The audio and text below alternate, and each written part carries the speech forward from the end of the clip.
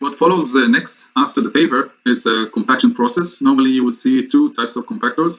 The first type is a compactor with pneumatic rollers. So that means that the tires of the compactor are made of rubber and they are inflated with the air pressure. And the second type is a type that has a smooth drums. And the way it works is that this type of roller is doing most of the work because of the high tire pressure, and this one is helping a bit in the beginning. So when the first compaction effort is needed, then there are some passes of this smooth drum roller, maybe 2-3 passes just behind the finisher. You can see here the output is that the layer is a bit dropped in elevation. You can see here the step between the side that was not yet compacted and compacted.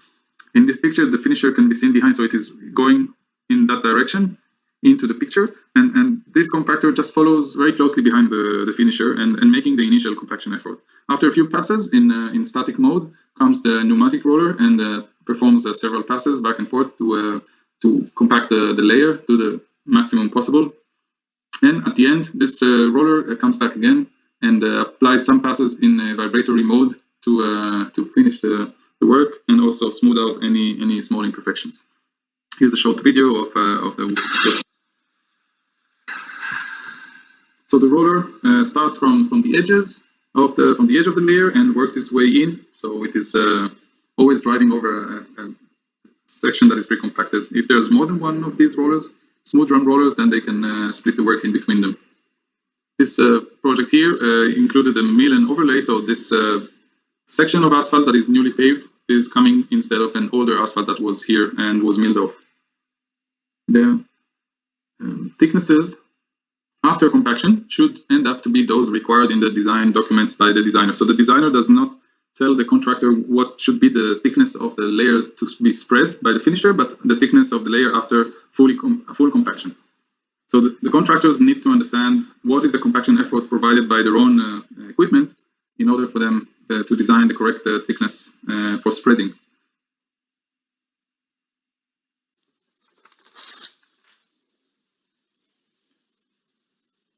The pneumatic rollers have wheels that are supported by central hinges, and that allows them to compact even if the surface is slightly uneven and apply the same compaction stress regardless of the unevenness. I'm looking now in the transverse direction. If we are thinking about a drum, a steel metallic drum, then if there is slight unevenness in the surface, then the drum would be supported by the two top points, and some of the layer would not be compacted. Therefore, the pneumatic rollers are ensuring that compaction is achieved across the entire width. And the rollers here, with the smooth drum rollers, they are also capable of causing some problems that pneumatic rollers do not cause. If I were to plot the side view of a layer that is being compacted, so the drum is moving in this direction, this is the compacted part, and this is before compaction. You can see here there's a small wave that is created in front of the roller as the drum moves forward, and this wave can be accompanied with very thin hairline cracks.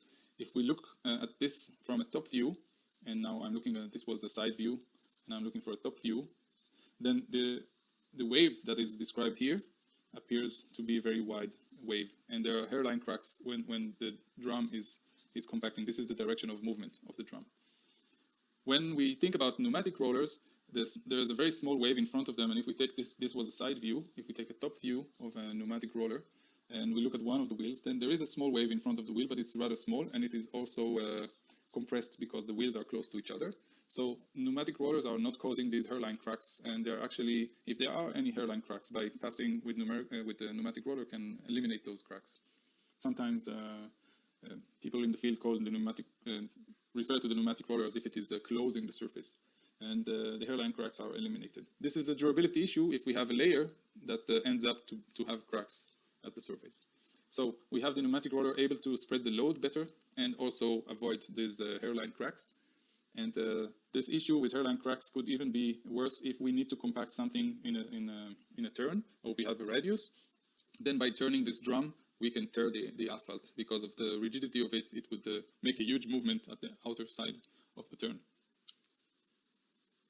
The last point about pneumatic rollers, if we look at the tire arrangement, the tires are arranged in a way that if this is the front of the, let's say this is the pneumatic roller, and it is moving in this direction, the tires in the back and the tires in the front are arranged such that that everything would be covered as we drive forward. So this tire is compacting this patch, and this tire is compacting this patch, and this tire is in between the two and is compacting here. So at the end, after a pass, everything is compacted, even though there are some small gaps between the wheels, that the way they are arranged.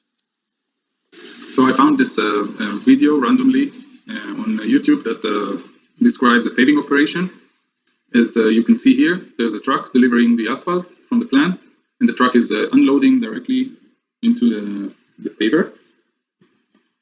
It is backing its way to the paver over the unpaved area, yet to be paved. This is the steel drum roller that is passing over freshly laid asphalt. Here you can see the skirt to protect against quick cooling. The asphalt is cooled extremely fast when after paving. So you have the paving crew and the rollers working behind them. In fact, I think this here's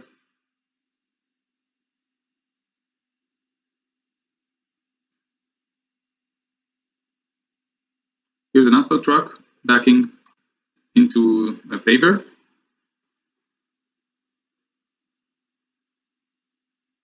And the paver is waiting, accepting to accept the asphalt. It would be better if the paver would keep on moving and without any stop. As I mentioned, the stoppage makes the outcome uneven.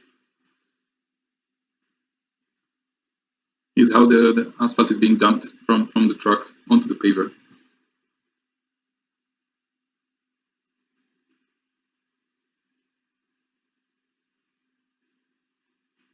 So this is the hopper accepting the asphalt, and then the conveyor system would take the mix and convey it to the back of the machine.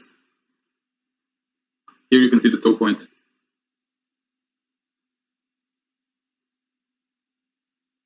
And the screed is here behind.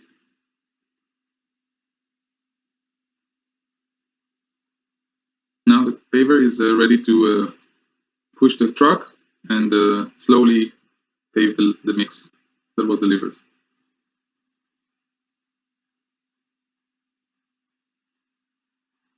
So this is a tracked, there's a belt here. These pavers are more powerful in pulling and pushing trucks as compared to pavers with tires, but you will see both pavers with tires and pavers with a belt.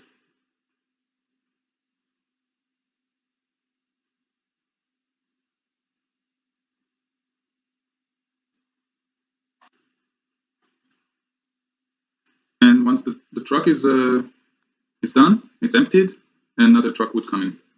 This is a nice aerial view of the job site, where you can see the operation, the truck, giving its material to the paver. This truck has a cover over it to protect, so to keep the heat, to better keep the heat in. Now this roller has the skirt is actually disguising a front that is pneumatic. So this is a hybrid roller that includes both pneumatic tires and steel drum. So it is useful for small jobs where you need both, and instead of bringing two devices, just bring one. So it's a nice view of the asphalt getting into the paver and then ending up on the surface of the road with a predefined thickness, more or less. Yeah, so the front and the back here, there are different types of wheels. I think the front is pneumatic and hidden by the skirt, and the back is a steel drum.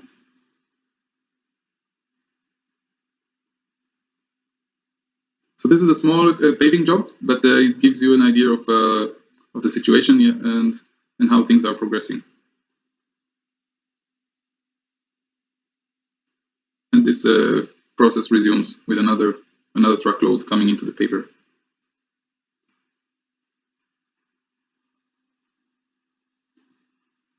The surface or the asphalt, the spread material is, as I mentioned, compacted.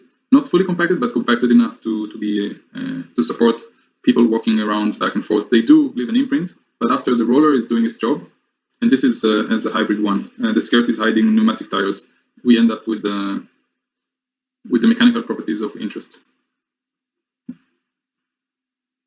The steam here is just to indicate that the material is hot, and there is a spray of a special soap here to prevent the tires from sticking to the asphalt. You will see some sticky from location to location, but overall these rollers are designed for asphalt construction, so they have some brushes here to keep the drum clean.